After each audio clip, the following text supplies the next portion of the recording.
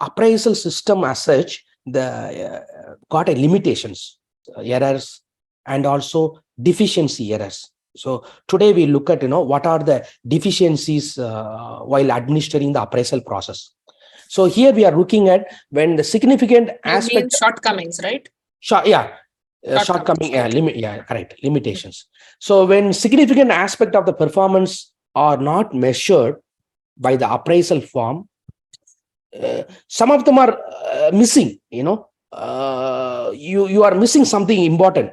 So that means some error. Okay. So the criterion deficiency occurs when significant aspect of a job performance are not captured by the appraisal instrument. So this, many of them are not aware while doing the administering the appraisal performance management system. Most of the managers are not aware of there is error in the instrument itself, not the process. Everything goes on at peripherally outward, but deep inside there is some problem, so that we need to work around. Okay, so what are the measurement errors? So performance appraisals and measure is subject to two main flaws, as Annette said, limitations, or some problem area, something lacking. The two flaws are criterion contamination and deficiency. Criterion contamination error and deficiency error. So the omission of the pertinent performance appraisals criteria is referred to as criterion deficiency. Criterion deficiency. If there is a problem with the criteria, then it's called, very simple. Is something related to criteria, performance criteria, then it's having criterion deficiency. Okay. So you may wonder what this is all about. I will give an example. An appraisal form that rates the performance of police officers. You may look at while you are parking your cars, you need to be very careful, right? So when you park here and there are the yellow and black, those restricted areas, you get you block someone, you get a ticket, right? And they are actually a bit aggressive also. Yeah, everywhere you see they are running around taking putting a lot of stickers and bills. So they are getting incentives while doing that kind of, the more number of fines they get more incentivized, policemen. Okay, so police officers solely on the basis of the number of, for example, their KPIs. For example, police officers, the police department, their KPIs are the more the number of arrests they make, they likely get more rating, performance. So this is number of arrests they made. It is solely if you go by the number of arrests, on the basis of number of arrests, it is deficient. It is not good, not good to drive them with a number of arrests they have to make. If you push them like this, because it fails to include other aspects of the performance management, job performance. You are ignoring the other aspect of the job. Okay, by triggering only to take arrest people, they put everyone alatul in the jail, so that's not a good sign. So such as they need to go look at the conviction record, due process, cross-examination, investigation, proper due diligence, and other aspects of the job performance, such as court performance, legal proceedings, number of commendations, and in India,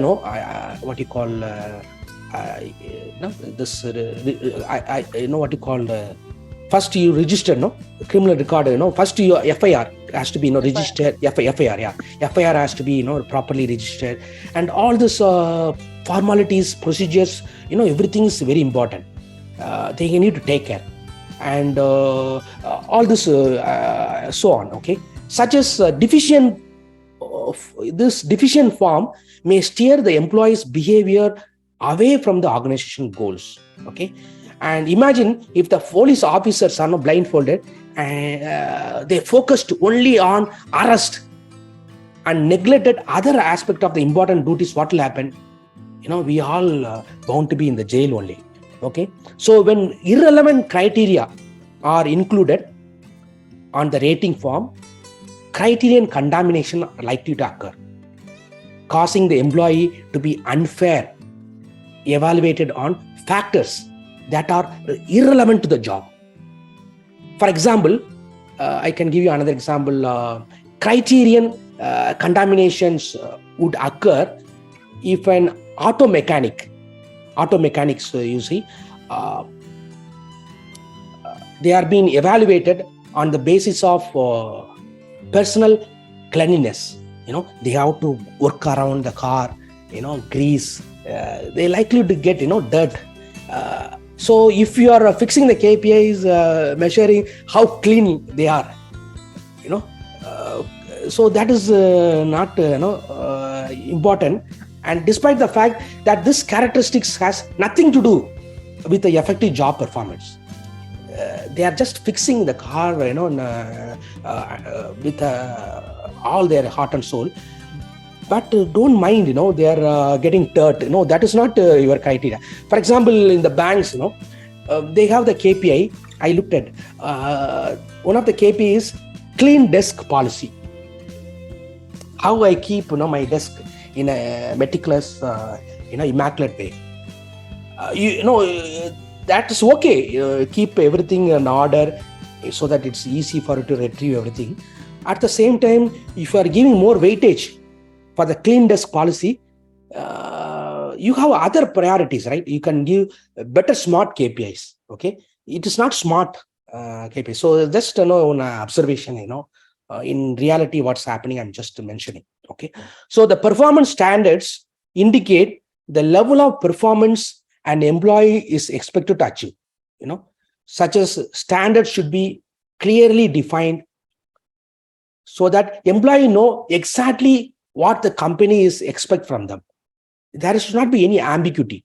The manager has to, or you can ask the employees to set their own goals so that they'll feel more empowered. They feel that is their own job because they themselves initiated, or they themselves wanted to voluntarily, they're coming out with, they can accomplish certain things. So you can encourage and you can slightly stretch their goals. For instance, the standard, load a truck within an hour. Make load this truck within an hour. Okay, is much clearer than jaldi, sura, work quickly.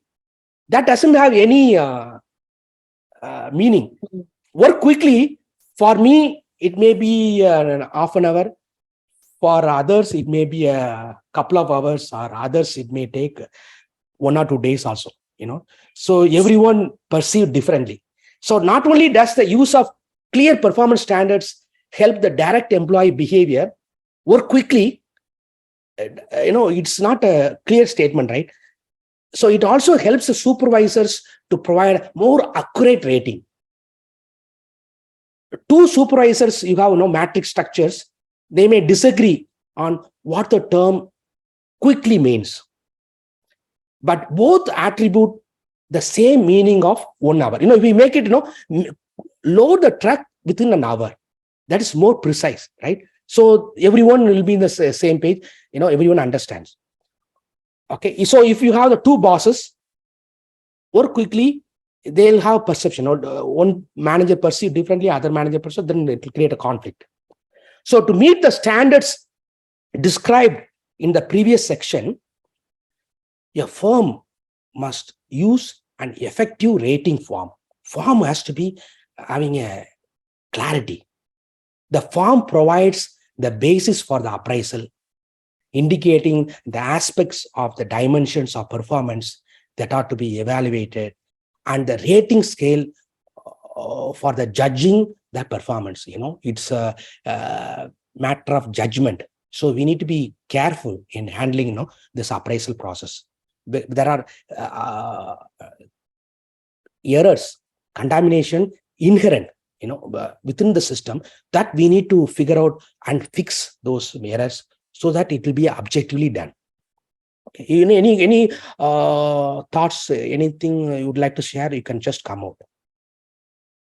You clear, about this? Yes, So, yes. appraisal performance, and here appraisal actual performance, appraised performance and also actual performance. Okay. And then when it is sync, that's a spot, where measurement accuracy happens. Okay. The actual performance, some of them are leftover deficiency here. There are appraised performance, some contamination error. Okay. These are all resultant measurement errors. I gave some example, also a couple of examples. Okay. Now we'll go for a quiz. So previous class, we discussed about various errors, right? Halo effect, Horn effect, contrast error, recency error, primacy errors. So various errors. Now here, halo error occurs when? B. Brilliant. B is the right answer.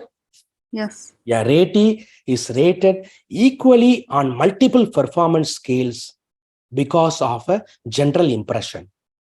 Yeah.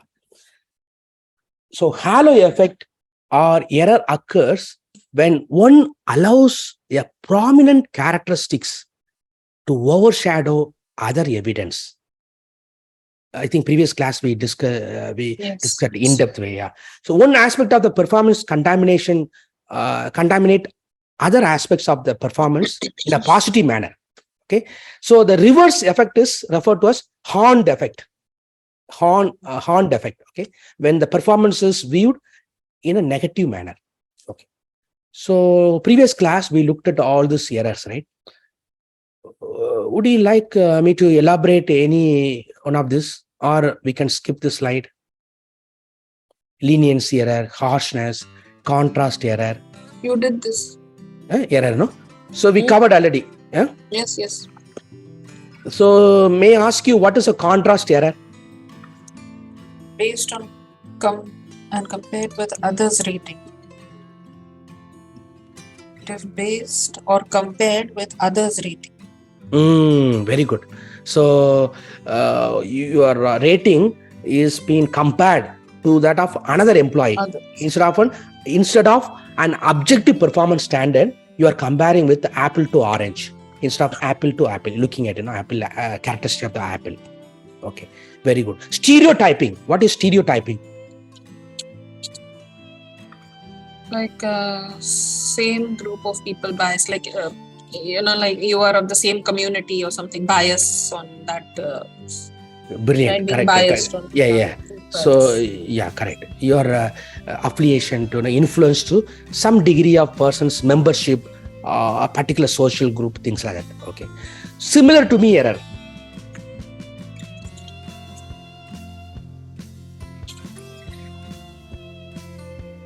That is very it's so easy.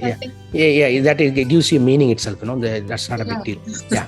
Okay. Similar to me. So it's these are errors. We make unknowingly, subconsciously, and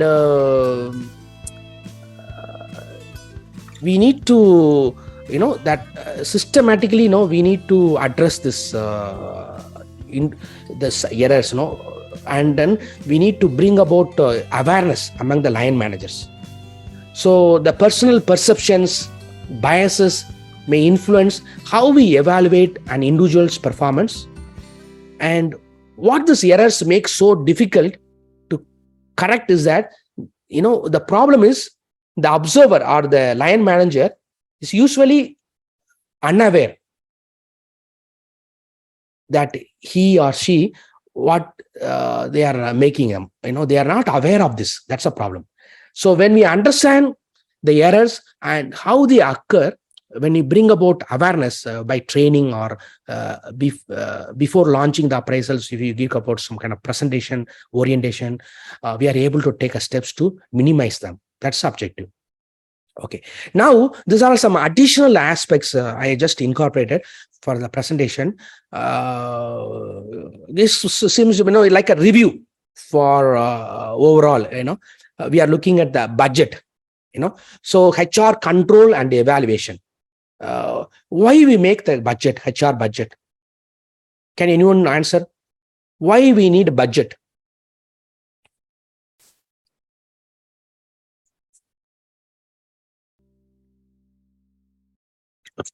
To keep a check on the spendings wherever, and regardless of whatever, like maybe training, purchases, whatever. Whatever benefits, whatever, just to keep a check on that. Not anything to go haywire, like, you just keep on spending and then you don't have proper income that way and you're spending too much. So you don't have a balance anywhere. Yeah. So what it does, actually, it helps you to manage, cut costs. Yeah, manage and also manage cost. Yeah. Manage cost. Okay, manage cost. How profits and have profits, like whatever you earn, you don't spend that much. Basically, it is helping you to control. Okay, control and check whether you are overspending or going on track or off track. All that is you can make a fine adjustments during the period. That's what the budget is helping you.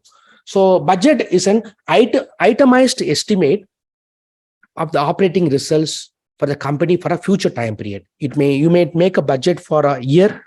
Normally they can make for a year, financial year, they make a budget, and you can also make a budget for a 5 years, long-term budgeting also you can do. So we look at different ways of making the budget. Okay, so the difference between budget and the financial statement. What is the difference between the financial statements and the budget? Budget is based on a planned operation for a future time period. Okay, so now we are the month of October, and some of the companies they start this month as a new budget. For example, Alsair Group, October is the beginning of the financial year. Some of the companies they do this, and rest of the companies they have Jan to December, or in India we have March. So budget is based on a planned operation for a future time period. Financial statements are based on actual results of past operations. Okay, so maybe some companies their balance sheet, profit and loss occur in 2022, 2023 up to March. They may be filing now.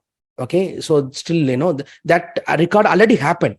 Okay, and now they may file tax returns, and there are many processes involved, and then they list their profit and loss balance sheet. It is visible, everyone can see, being transparent. Listed companies, they do that, so it's a past events. Okay, 2022 to 2023 up to 31st of March. Okay, so budgets have, for example, actually I that budget. Okay, I'll send you that budget also, our company's financial statement. I'll send you just for example how it looks like. Just we have actually finalized the balance sheet and also profit and loss, and I will share it with you.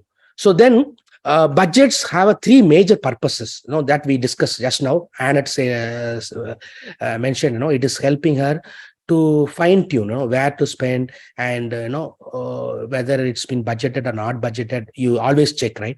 So coordination and integration. The budgeting process requires establishing the objectives in advance and identifying the steps by which they will be accomplished.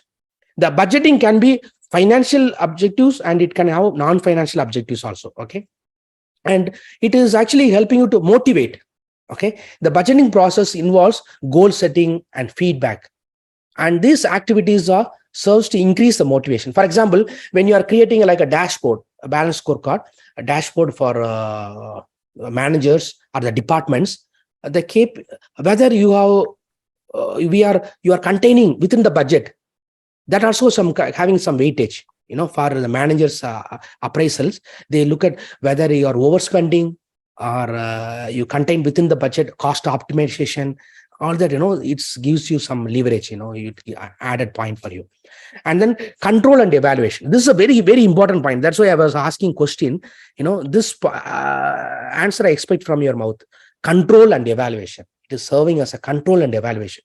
Budget is an important management tool for monitoring the performance of a business unit and controlling its action. Please underline this word control, controlling its action. Otherwise, you spend lavishly and get into problem. So, responsibility for controlling the budget. When the HR department is responsible for an activity, the budget for that activity is typically under its control. Okay. When the cost for some activities are allocated to the operating department, HR contracts with them to provide the service the department requests. For example, yesterday I happened to meet one of the top executives, senior director, and he was sitting next to me. He said there is a requirement for a total rewards and everything. Then, just I'm sharing the example. So I pursuing, further. But then the response was, it has to be budgeted. He has to. No, it's what he's saying is correct, right? It's not just come. Okay, you cannot just recruit someone, and it has to go through the process, approval, everything. So it is one example. When you are recruiting people, it has to be budgeted, right? So example, supervisory training. Okay, supervisory training, management development, career planning, and productivity enhancement programs are all occasionally budgeted. Everything to the operating departments, and the HR department contracts with them to perform these services. You facilitate for other line functions. So experience and anecdotal evidence suggests that these arrangements, which treats the HR department as a profit center, tends to reduce the frequency of these programs, especially in difficult economic terms. For example, Algonim group of companies, they have their own recruitment firm. This is a centralized recruitment firm. On behalf of all the group companies, they recruit. So it serves as a its own independent entity, profit-making entity, right? So whoever avails the services, they have to pay the price like that, pay and get the service, on-demand service. Like that, you can also make your HR as a profit-making center. Okay. So HR metrics, also called workforce analytics. Now I'm slowly introducing the analytics, Now I'll be exposing you some formulas, metrics, how you can present to the management. Okay. You have a lot of data, rich data, and you can present to the management with the various metrics I'm going to introduce now. So HR metrics, also called workforce analytics, allow the managers to evaluate important dimensions of success with respect to people, how they are recruited, trained, retrained, and terminated. For example, in your dashboard, balance scorecard, you can have efficiency of the recruitment. Every month you can track actual against budget, and you can give the percentage, right, to the management. Are we how efficiently you are bringing people on board, against the number of people budgeted. Okay, that also can be a metric. You can, and effectiveness, efficiency, and also staff turnover. All this you can track monthly basis. Why we need to make continuous improvements in how people are treated, and you can dispel the myths of incorrect assumptions. When you don't have metrics, problem, whatever you are able to measure, you can manage. Otherwise, you will end up in making assumptions. Okay, so measures of HR effectiveness, like subject to attitudinal measures, efficiency. I talked about number of people you bring on board, actual against budget, that you can make. Here, effectiveness is about subject to attitudinal measures, the leadership, motivation, the quality of hire. All these are examples. statistical measures, human resource measures, human resource HR accounting, manpower costing, economic cost accounting measures, all that, Dispel means remove. Okay, dispel. There is a word dispel. Okay, dispel the myths means removing the, we have to remove the assumptions, surprises, all that, that's objective. We need to always support with the numbers, figures to the management, so that whatever you say, it will be more authentic, right? So now 47 minutes. Now we'll have a break and 3 minutes break, and then we'll resume at 8 o'clock. Then we'll have quiz. Okay, quiz. Okay, is it okay? Yes, fine. Okay.